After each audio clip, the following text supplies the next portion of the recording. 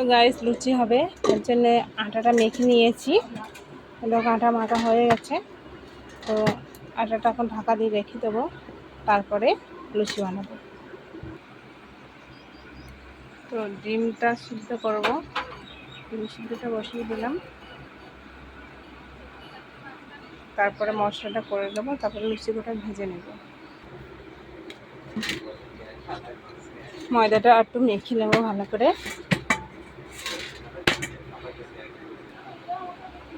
তো বন্ধুরা দেখো লুচি ভাজছি।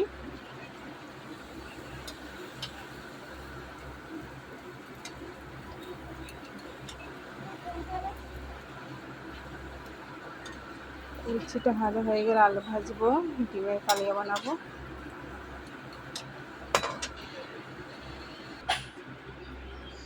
তো গাইস আমার লুচি হয়ে গেছে। তো এবার আলুটা ভেজে নেব। আলু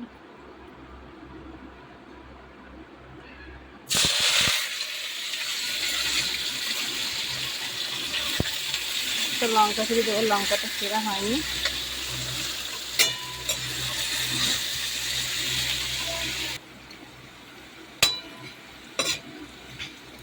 আলুটা একটু ভাজা ভাজা হয়েছে, আর আরেকটু হবে।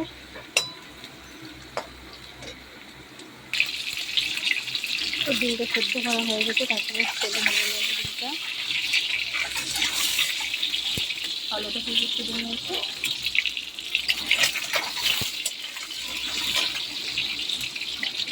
ডিমটা ভেঙে যাচ্ছে।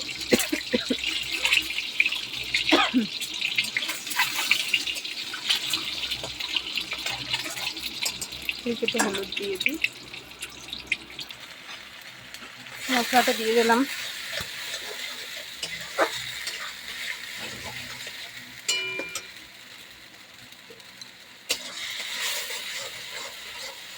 আদা রসুন লঙ্কা পেঁয়াজ মশলা করে দিয়েছি ডিমের কালিয়াটা বানিয়ে নেওয়ার জন্য।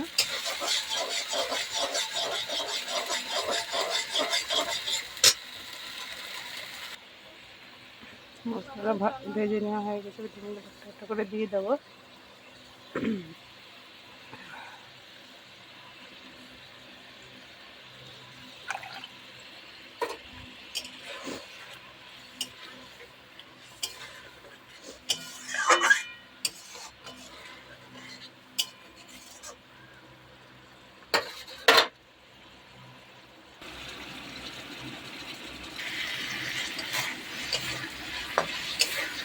হয়ে গেছে।